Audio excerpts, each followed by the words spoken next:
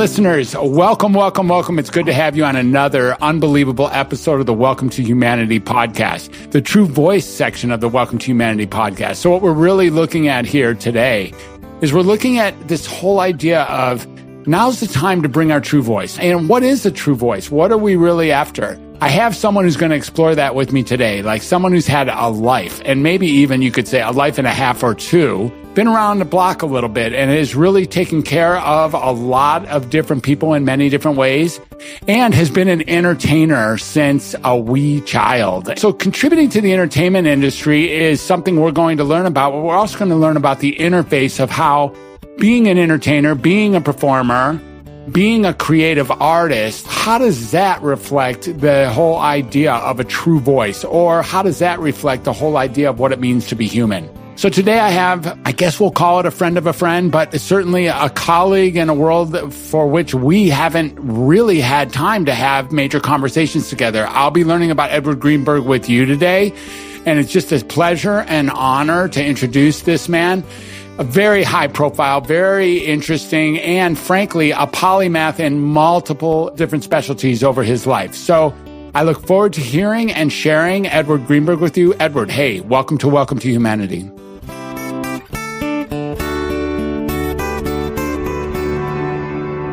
Hi, Fred. It's great to be here. So it really is great to have you. And, I should tell the listeners that for a moment there, we were going to decide who you were and then try to figure out how to tell them who you were. And as you started, I could just see the whole thing filleting open as you were kind of telling me about your exciting life. And some of it's been exciting. And of course, some of it hasn't been exciting, I'm sure. But I like to start this podcast with an easy question. It's a 9-letter question. It's not that big a deal. There's only 9 letters in the whole question. So here's the question. Who are you? Oh, wow. Well, now I'm going to skirt the many different answers that could elicit and take it from the sort of the pedantic thing we were starting with, which is where did I come from, which is kind of what made me who I am. But who I am is still someone in search of just having a passionate life and loving his work and family and open thoughtfulness to try to evolve each day, to try to connect each day. The thing that I came to in my life, and it came through business, which came later in my life, was when you're in the room, try to make it better. I love that. When you're in the room, try to make it better. And that changes your attitude, just thinking like that, because you could say, I want to win. You could say, what I want is everybody to come out better. So I'm going to go back to the pedantic, and I kind of said, well, I hope I'm interesting enough for a podcast. But I did started my life very young as a juggler, mime, performer. A comic, you said. Now you and a comic. Well, a physical comedian. A physical comedian. Like I grew up on the Marx Brothers and Buster. Now, it was old when I was young, so I'm not that old. In fact, my son's name is Keaton and my dog's name is Buster. So I grew up loving Charlie Chaplin, Buster Keaton, the Marx Brothers.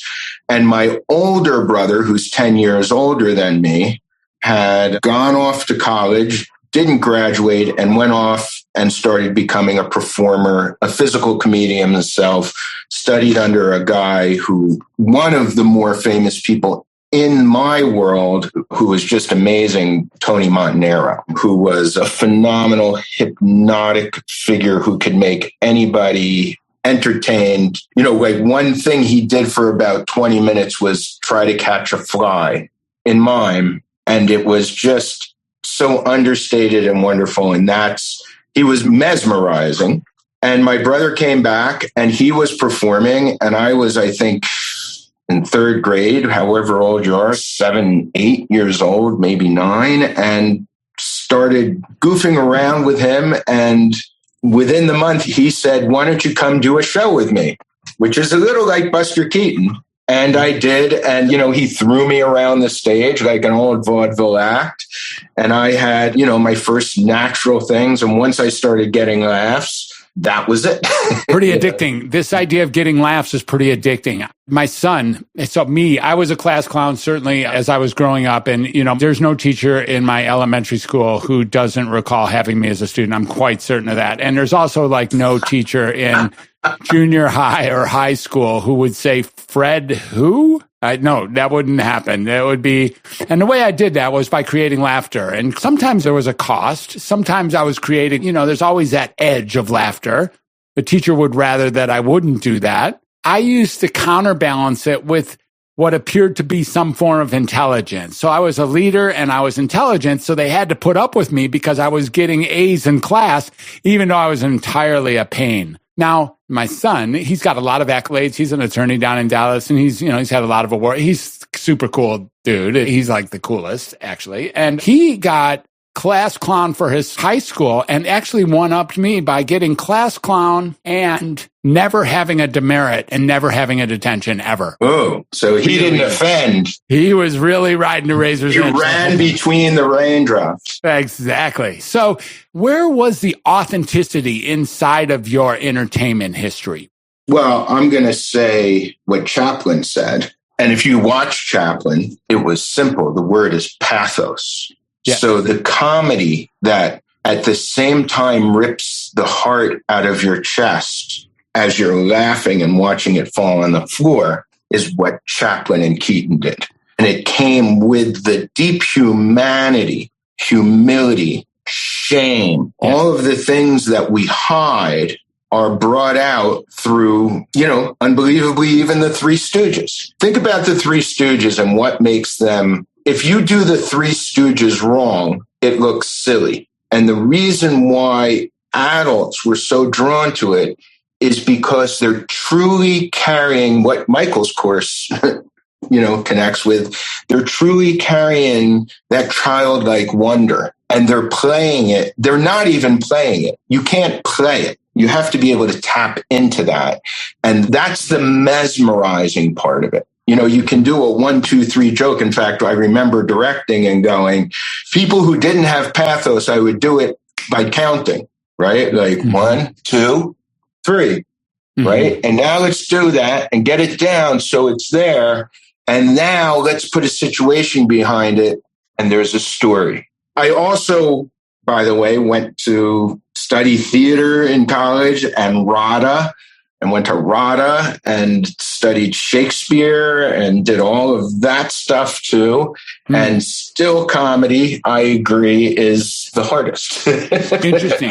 And when I say hard, I mean the deepest for me. It's the place where, look, when you're thinking about writing, I hate to put down even Aaron Sorkin, okay, but I'm going to. Like when you have this didactic kind of drama, and it's brilliant, but to take that and flip it into comedy, then you're not thinking anymore, right? You can only do that through the muse. You could take all of the different aspects of the story you want to tell, but it ain't funny till the muse makes it funny. And that happened for me. I was in great groups of people, and that happened through actually doing it, going in with an idea. Why does so much great comedy come out of Canada? How many of our comedians are there? Kim's Convenience, which I just started watching, which is incredible. You could see it's an ensemble. That's when it works well, when everybody's out there in the story and not thinking anymore, just being. That's fascinating. So one of the things that is really interesting, one of the things that I've looked at, probably not anywhere near in the depth that you have, so I'm going to pose this question to you, is this interface between the dark side, the pain, the shame of what it really is to be outright human. Like the parts of it that absolutely at their core are the opposite of funny. Like what's not funny? The same shit that is funny. Like you want to know what's not funny? The exact same shit that is actually funny. And there's something in the talent of the muse, maybe the black box talent of the muse that I think you're pointing to, that you have an access to your dark side, access to the misery, an access to the pathos, and translate it into the 1, 2, 3, or into the yes, really, or into the Moe, Curry, and Larry, or Buster, or Charlie, or the Marx Brothers, or any of the Marx Brothers, actually. They all have their own space in this thing. They're all just crazy brilliant, and indeed in touch with their darkness, like deeply in touch with darkness. And I'd like to ask you a question about, like, I'm going to shift it a little bit, which is, what's going on out here today that has it be so non-funny? Well, I'm going to take it from being in touch with your darkness and try to express kind of for the first, because this is a place I live too, and toiling with the world. How do I add to the world? Just like how do I add to the room? So first of all, I'm going to reframe a little, because I'm not saying being in touch with your pathos. I'm saying living your pathos as the lead, because that's really what we all are, right? Everything else is toiling with that, right? If you look at all of the greats, we're talking about Chaplin. He presented in pathos. He was a homeless person. Everything about his stories was he was the tragic figure. So he was trying to find joy in that tragic figure. Mm-hmm. So when he presented a flower, it stuck out like it was in color in a black and white world. Exactly.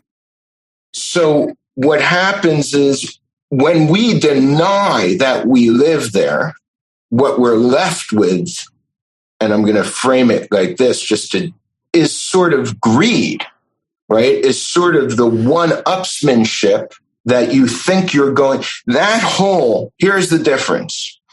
Pathos is that sad hole that we are born into this wonderful world and we're going to die and lose everyone we've ever met around us.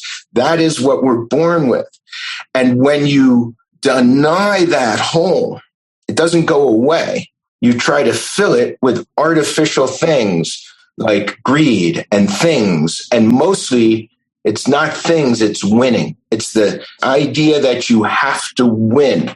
Right. And when you're in that, you lose all sense of your relationships, of your connections with other people, of joy itself, because you're trying to get joy someplace very hard where it's not. You're chasing joy where it's not, and you're not even looking at where it is. Mm-hmm. And that's how important it is. And so when art is good, and there's Tony Montanaro, this guy who I later studied with, and I showed him stuff and he would criticize things. And he'd say like this, he'd say, well, pretty much keep the good stuff and don't do the stuff that wasn't so good. And then you have a skit. There you go, folks. I don't think I have anything more profound than that. And it's sort of like, and then you have a life. And then you have a life, because the good stuff can only come from that place. So when you see good stuff, you should be attracted to it and you should investigate it. That magnet is trying to take you down that hole because you're connecting with it. If you're stuck on the news, right? Let's just look at the news and the phenomenon of 24/7 news. It repeats the same thing there's only 3 minutes of it. Yet people sit and bathe in it, literally bathe in it. Mm-hmm. And all they're doing is denying their home, because they're thinking this, whatever their belief system is, they're thinking that this constant reinforcement and one sales charlatan after the next who's repeating this 3-minute news loop in a more convincing way is filling that hole. So they're chasing joy by being comatized and bathed in a reinforcement of thoughts instead of exploring where joy can really be found. Joy is not found in two people having disparate beliefs and dogmatically grasping at them and hating each other. Joy is found in the discovery of every reason why you should connect with that other person, and you'll find that you're almost exactly alike. That is really interesting. And the only way you're going to find that is by really, I guess I hear you saying, is by actually living this pathos, actually getting the wholeness, the entire vibrational sequence, all pieces, from the things that are just intolerably miserable all the way to the things that are ecstatically beautiful. and everything in between, the good, the bad, the confusing, the anxiety-provoking, or the fear-producing, that these things, I guess I hear you saying that what's here now in our society, which does seem like some of this stuff has been sucked out, it's not that fun out there right now. It is not that fun. There is not that much joy person to person, and so much so that if someone's joyful right now, you almost get that there must be something wrong with them. And I wonder how, as a society, have we chosen to throw those cards back in? We're attracted to goodness, we're attracted to fun, we're attracted to joy. Like you said, the rabbit hole will draw us in. But my goodness, how did such a large percentage of people, nearly all, decide that being joyful, speaking our own real voice, is no longer what's really here? What's here is to be miserable, terrified, and survive, or something, some version of that. I'm just being kind. When I hear that as to be in a clan, to protect those values, because that feels comfortable. And that is exactly creating a bubble of fear, right? That you can't walk alone. But it's so simple. Look, if you took anybody from any dogmatic culture, right? I'm cutting it even short of cult, but even, and I wonder how far it goes in a cult. And you're just, I'm going to use the term, like having a beer with them, or you're working with them on something. I've done a lot of different things where you're working with someone, you don't know their beliefs, and you're connecting on little funny things. Or if you watch someone trip and joyfully laugh at it together and go why do you laugh? Because you go, I trip too. Right. That's why it's funny. And I feel you, brother. I am with you. That could have been me and you looking at me, and now we're connected. If we do more of that, which we do in our little circles, right? And you can do it with others. And it's funny, in part of Michael's course that I worked on with him, there's an exploration of looking at everything from another angle. In other words, it's you learn. If you allow yourself, you learn way more from those you disagree with. You learn way more from those you disagree with, and you don't disagree. Let's just take that out. You're coming from a different set of feelings and facts and conclusions and personality traits, and you only learn when you can be open to the complete opposite without allowing war to prevent you from that, because there's no reason for that. That's the wrong decision. That's the end of the decision that makes our social, our cultural life much more difficult. There was always different beliefs, from the guy who first picked up this rock and the other guy liked this shaped rock, right? And it's the point at which you decide you're not going to allow yourselves to share your points of view. Interesting. I love where you are right now. Here's the thing. It is at the point when you're not going to allow each other to share their view that the game ends. The game is over. I am not going to listen to you. I am not going to hear you. And not only that, I'm not even going to speak to you about my truth.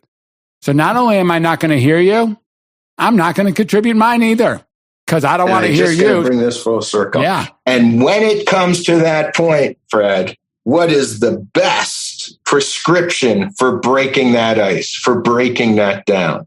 Have you got comedy? Something? That's through the ages and more now. And I bring up this Kim's Convenience because it's do you know that show Kim's Convenience?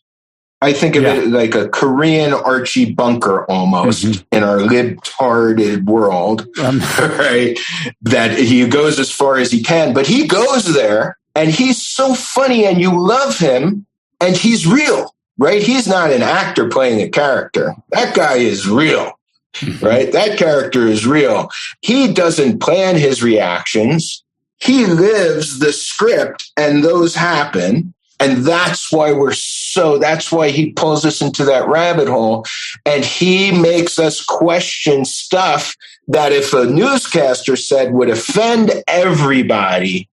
And instead we laugh at it. And we could be in the room of differing opinions and they place that bam that everybody everybody is going to laugh at it. And then what do? They look at each other and go, we're laughing together, man. Yes. Yeah, it is. It's a remarkable space. So I think we're really at the space where, look, not everybody is evolved as you are and as tragically attuned as you are, or maybe attuned to tragedy as you are. Look, we're born in wonder, curiosity, and tragedy. Mm-hmm. Like, that's why everybody says, well, we have a connection to our mother. We have a connection to our mother because it's freaking scary to be alone. That's tragedy. And we're open enough to admit it by hugging somebody, right? If you feel alone and you lose the ability to want to cry and hug someone and reach out, you know what you become? Dogmatic, right? You find a shield to hide behind because it's too scary to want your mother, right? And you can reach out to your peers and share. When you share the sadness, then everything else falls into place, right? Then you are the same. Hey, we both tripped. I tripped too. I feel for you.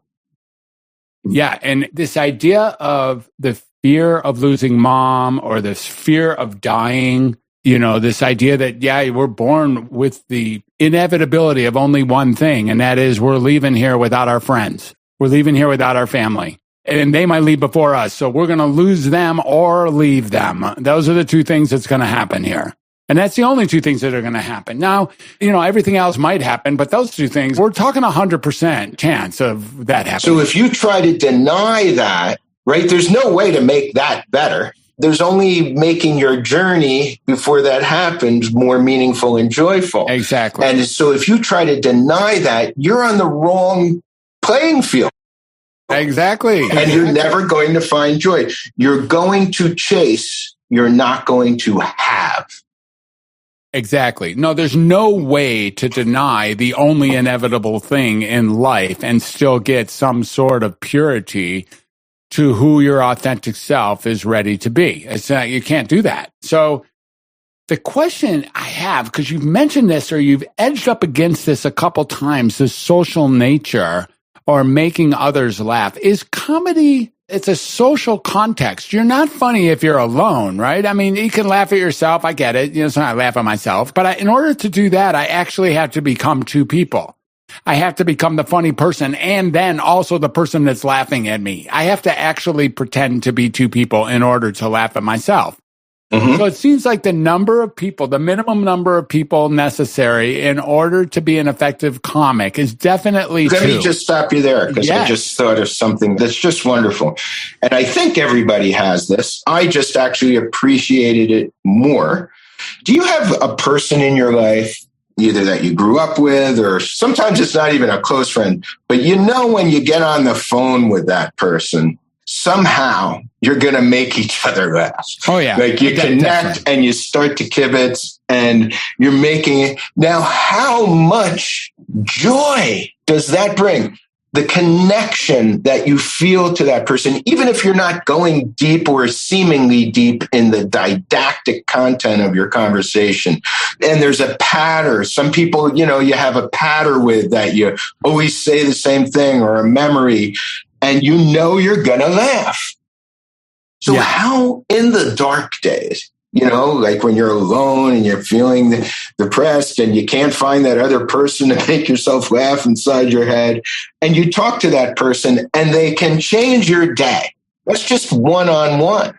Yeah, it's just one-on-one. Yeah. That's just one-on-one. So that is the crux of why comedy is wonderful. And that is the crux of when a guy, I hate to keep bringing this up, but we're binge watching it kind of through the last vacation, that my 13-year-old son, my wife, who I love, but she's also very different. We don't like everything together.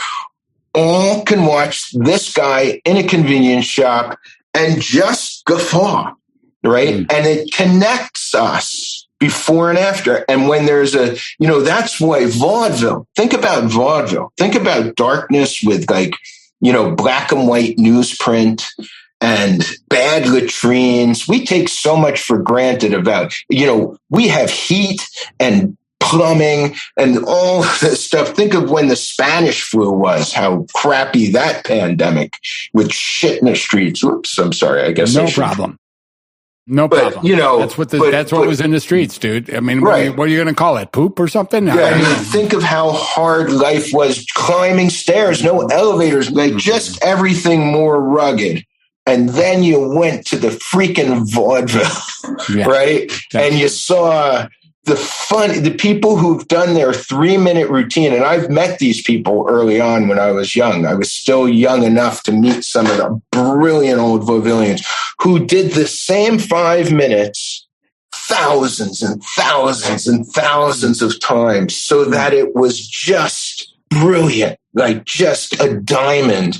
And it would just bring a connection to the house through laughter. Interesting.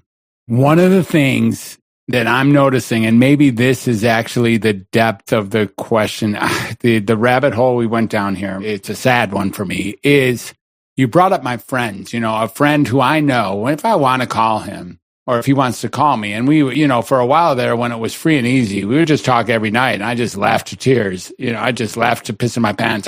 We would just laugh so hard. I didn't even know how to stop myself. And it was addicting. We don't do that anymore. And I'm sure I'm not alone. It's just not me and him. And at some point, I feel like we gave up because of some disagreements with things that have nothing to do with either of us. Like a fundamental disagreement about an issue in society that may or may not have anything to do with my next breath on the planet at all. We talk to each other. We say something or be something. I hear that he did something or he hears that I said something. And then we decide the price of being with each other apparently is higher than the gift of the laughter that we created for each other every day. What a wow. So if I understand it right, one or both of you fell into a dogma that the other one can't even shake for a 20-minute conversation. Well, we could. If we talked tonight, we would be good. We would be great right now. But there was a good cold time off for sure. And we've been buzzing near each other recently. And here's the thing, Edward, I don't think this is rare. I think people are losing their best friends and their families and their laughter source all over the flipping planet. They're losing it to dogma. I'm going to shorten that.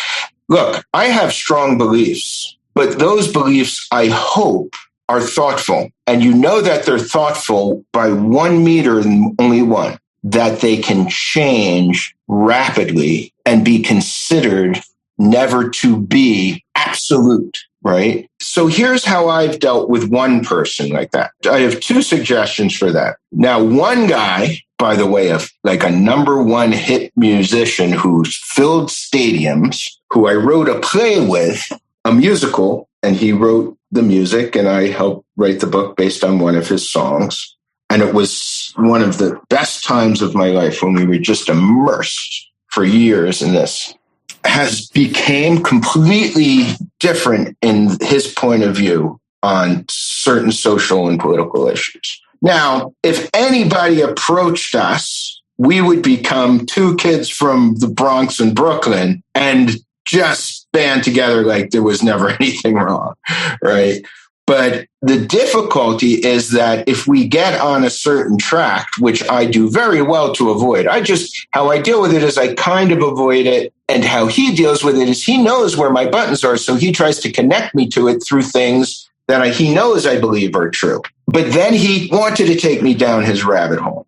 And I'd been down it and I'd be like, oh, stop, please just don't talk to me about that. And that's okay. And then I'm also like, I don't want to talk to him for a while. I'm exhausted. Mm-hmm. But I said, you know what? Send me stuff. And I looked at it and I reviewed it.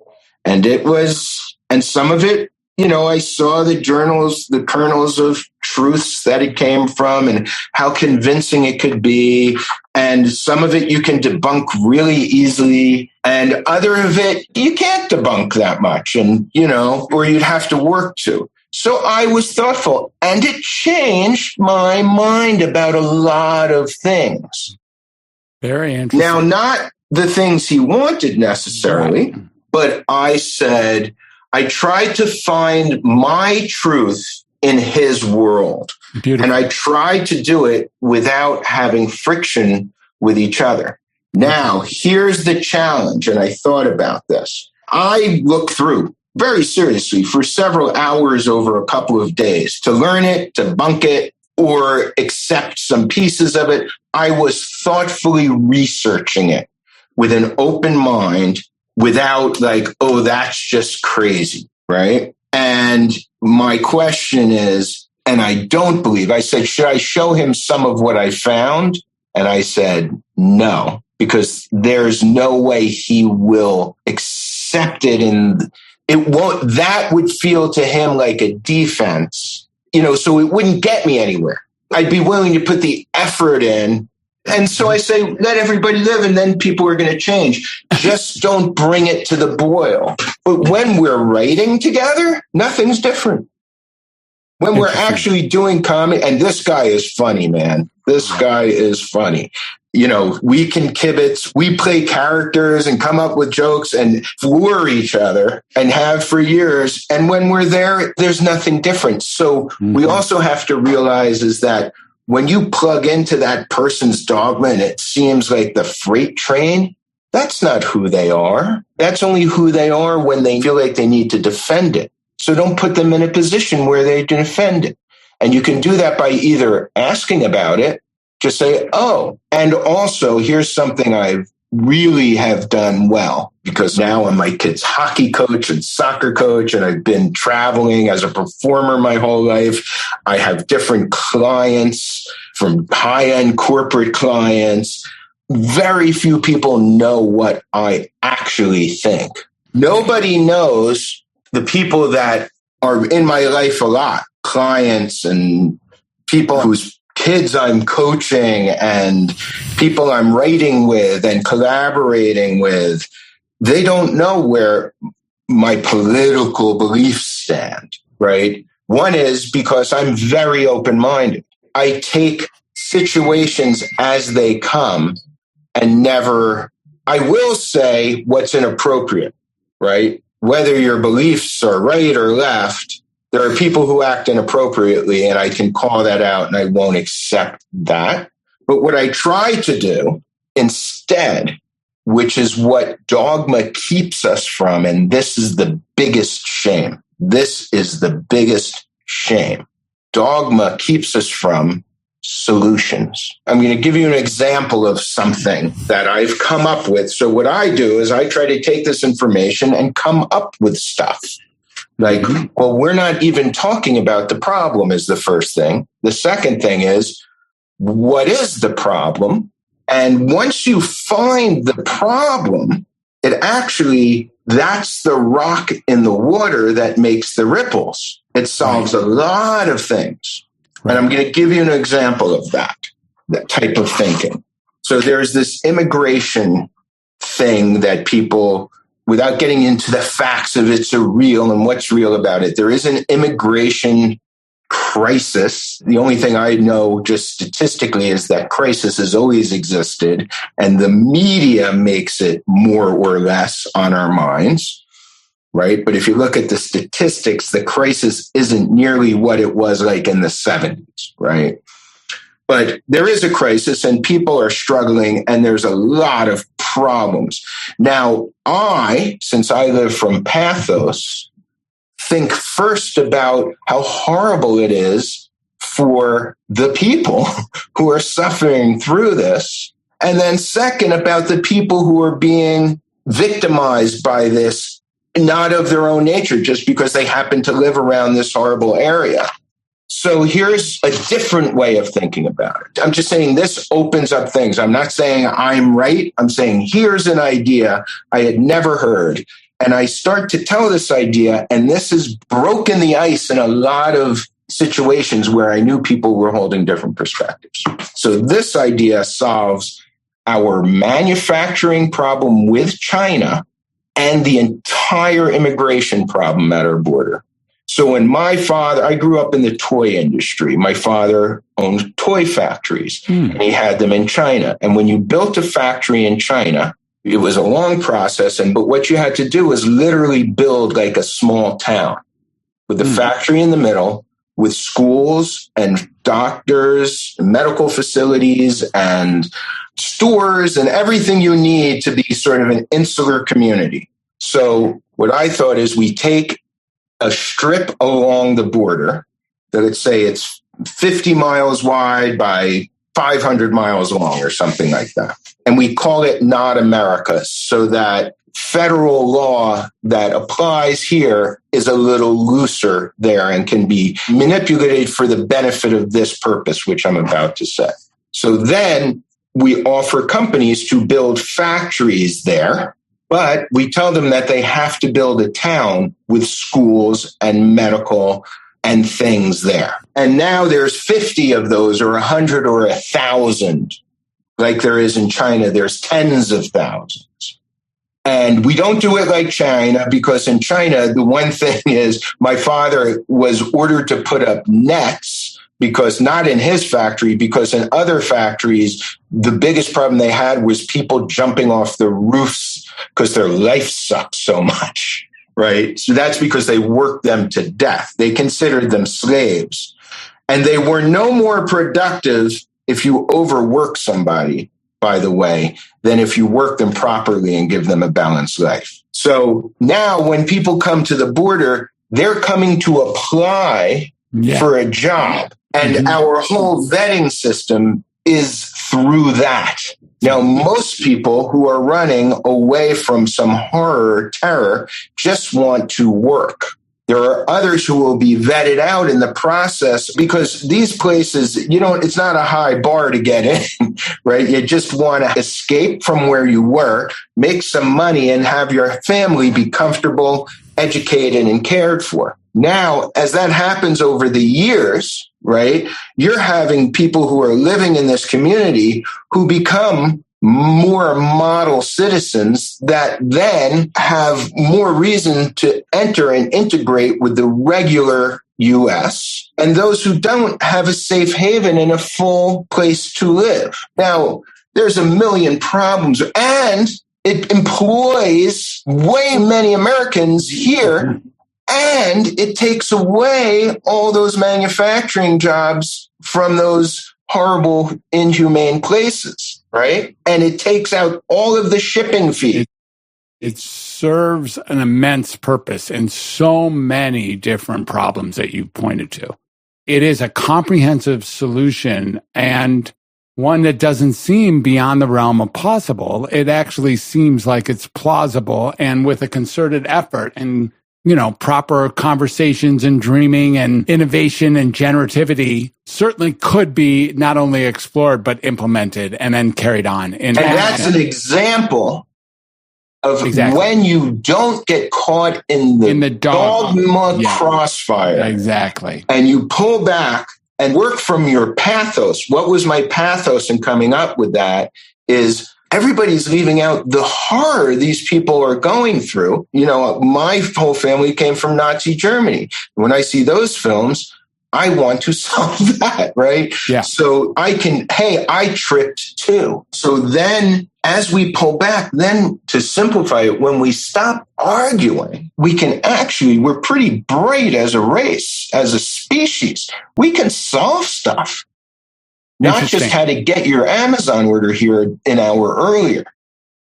So the thought is now, I love where we're at. Thank you for that. It's really a brilliant configuration, contextualization of the possibility of what could be made available in that particular non-small, in fact, very large problem that we're having in our world. My question to you is to continue to look at the solution process here. I see that you're spending your time. There's no solution without living pathos, as I hear you saying. Like, that's part of the space. And inside of that, what is the glue that puts us together? At least one thing that does that might be comedy, as you said. It does so in an exquisite fashion. And then we're left with the possibility of a solution, which can only be achieved on the back end of this living in pathos, finding a way to be together, looking beyond our differences into the fact that we are, 99.999% like each other. What is the solution that we're looking at now with people being muted? That's a big question. I'm going to say this. First of all, you can never find a solution unless you want to, right? So don't take it when all of these politicians, they're always talking about stuff, but I don't believe any of them want to solve anything other than for themselves. And that trickles down to, so they become the role models with this 24/7 news cycle, right? There is this thing that everybody wants. It's not the solution. It's just their take at the problem. That's all it is. It's just their perception of this is the problem. This is the problem. This is the problem. And that becomes so loud and so engaging and so much easier to become a part of than actually having to think about how to solve something. Because when people think about how to solve something, they think wrongly, I have to be smart. Mm-hmm. It's like school and math that I hated, but it's not. And what I mean is it's as simple as when you have pathos and you live there, those other things are never attractive. And when you see somebody suffering, which everybody I just described is, even if it's by their own dogma, then what you want to do is make them feel better. And that's what I first said when I go into a room. I just want to improve whatever happens there. I want to be a catalyst to make it better. And the only way you can do that is if you personally can lose all of the selfish stuff that you want. And you can only do that. And I don't mean altruism, because it's quite the opposite. The only way you could lose the selfish stuff you want is in one doorway there: confidence. Confidence comes from being accomplished, by feeling self-worth. And therefore, you have another nourishing ability that you don't need to eat that crappy candy. Mm-hmm. You have your own nourishment. It doesn't come through peace, love, and music. I'm using that as a metaphor for hey, it doesn't come through ignorant bliss. It comes through accomplished, earned transcendence of getting what you want. You had mentioned it's a little different. What you have to do is not go in wanting to win.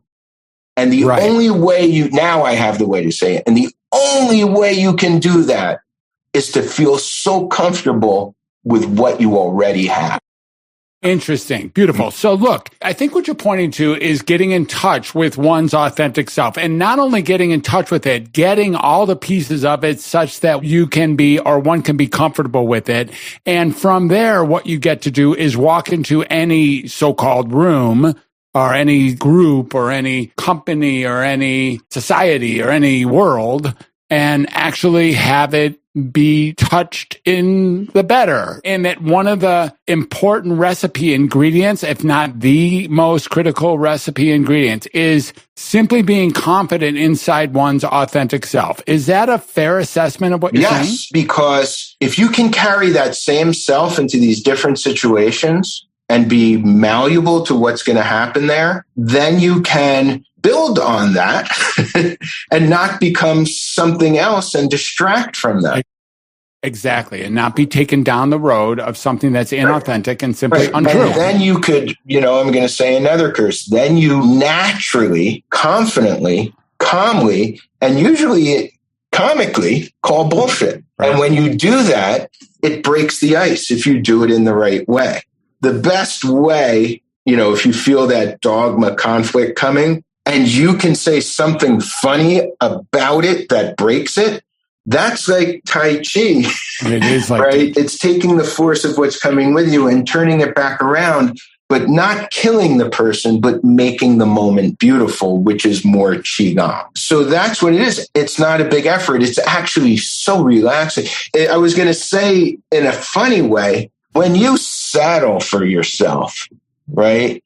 And stop thinking how great you're going to be or how much you're going to have, that's success. If you're a billionaire and you want another billion, you're not successful yet.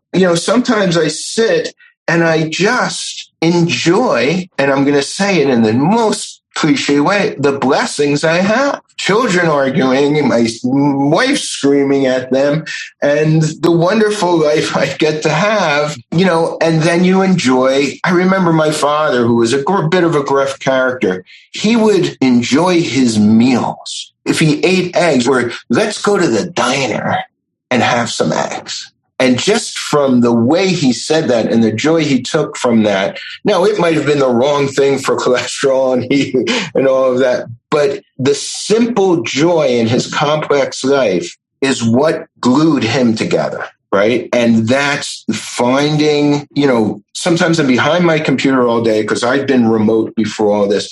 And I walk out to take my dog, stop, you're bothering me. And he takes me out and I'm outside and I'm like, oh, wow, look at the sky, look at the tree. Is there any fear right now? No.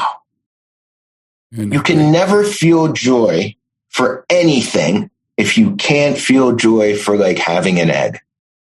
Beautiful. It's not a bad. I really appreciate what you're saying. And I think you've given us all really something to chew on, something to maybe smile about or laugh about. And then when looking, and I think it's very clear, by the way, that you live the life that you speak. So I thank you for that. And I am moved by the life that you must have lived to become so grippingly solid with how you speak towards me. We never got past my 8th grade. So. No, I know. I know that it's a storybook in its own right, but I think what I'm pointing to is you almost don't have to tell the story for us to know that you're battle tested. It's not important. We're all battle tested. It's when you let the bullets go through you, exactly. The metaphoric bullets go through you, and you realize that you're still here. So maybe it's the wrong metaphor, but that's when you're battling it, you're never evolving. Isn't that great? Simply awesome. Edward, thank you so much for this amazing conversation. It's almost like I want to pull us out and tell a good joke. And so why don't we do that? Why don't you give us one piece of a 30-second to 60-second, like kick our ass, gotta laugh at that or not kind of joke? The problem is I'm a physical comedian. Well, what the hell is that? So it's like this. Oh, that's really good. Wow. That is really good. And I said, I really appreciate it. So what our listeners won't get to see, like I am. But at least you laughed so they knew it was funny. That is really funny. So he just pounded his head into his neck and his neck disappeared and then he pulled it up by his hair and it was truly hilarious. And you're just going to have to trust me that it was because we're doing audio alone. But if you want, maybe I can send you the Zoom recording of that. We'll see. You know what? Maybe we'll use that as a piece in here. That's really funny. Thank you. Edward, if people want to know a little bit more about you or what you're up to, we also didn't get to talk about Michael. Michael's been here and we've had a couple conversations. Want to tell us a little bit about how people can get a hold of you or what are you up to now? What is it that you want to share? Is there something you'd like to tell the folks on how they can learn more about Edward and what he's doing? Well, you can always get in touch with me if you have any questions or want to start a conversation. I'm not a blogger. I'm not even on Facebook, even though I've become the digital marketing manager of the course that I wrote and shot with Michael Gelb, or I should rather say that I adapted to video his great ideas and video scripts and then shot it and edited. It's called... So I'm going to say this. I have nothing to plug, but I am involved with this great course and this great guy, Michael Gelb, who introduced us. And I was the director and media person behind it. And that would be at geniusmastery.com. And the course is how to think like Da Vinci. And I'm just going to give you my personal email if anybody wants to connect with any of the topics, because I love conversating, is eg@m360.com. eg@m360.com. Awesome. And is there did you hear the one about? Isn't there? I wish I could, but I'm going to blow it. I only ever get jokes from my friend Henry, and I tell them badly.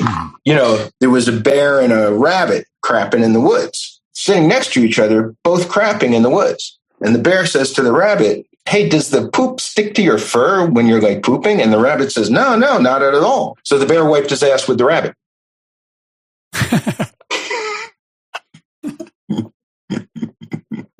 Oh. Yeah, I didn't see. That's a 1, 2, 3, isn't it? That's a beautiful one. Like, you didn't know it was going to end so fast, but that was pretty good. Thank you. So, yeah, it's funny because I don't tell a lot of jokes, but I write a lot of dialogue scenes in comedy. Like I wrote this show, which, maybe one day I'll get you on with Henry Gross.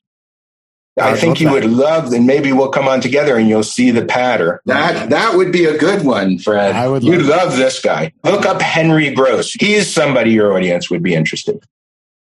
All right. Beautiful. Edward, thank you again. I'm going to look up Henry Gross. I am going to actually, Michael was on. He was on again in the middle of last year, and really is a brilliant effort that you and him have put together inside of the Thinking Like Da Vinci course. And you're just brilliant. It's super fun to have a conversation with you. Thank you. And thank you for charming yourself. And really, what's so interesting is I don't know that I've had more conversations that are packed with really looking at pain straight up, like being our pathos. And there is something like, you know what? I've tripped too, brother, that really sits here. As we smile at each other, there's something like, wow, yep, the reason I get to smile is because I've tripped too. I'm with you. So thank you for reminding me of that. Hey, Fred, remember when I said how when you have a conversation with someone, just the conversation brightens your day? This one sure did. I just enjoyed it. I loved your feedback. This is, the joy in life. Awesome. Edward, thanks for being on Welcome to Humanity. And listeners, thanks for hanging on for this one. It was really, really fun. It was fun from here as well. We're looking forward to doing a few more of these. This is an upgraded version of Welcome to Humanity. We're taking it to the next level. And I think you can probably hear and see that in the production that you have here. It surely has been an honor to have such a wonderful guest as Edward Greenburg, and you have ways to get a hold of him. And I'm looking forward to being here maybe even more often, more soon. In the meantime, really, don't forget to find that true voice. Don't forget to live your real life. Don't forget to embrace it all. Don't forget to welcome yourself to humanity. Thanks for being with us. We'll catch you on the backside. Bye for now.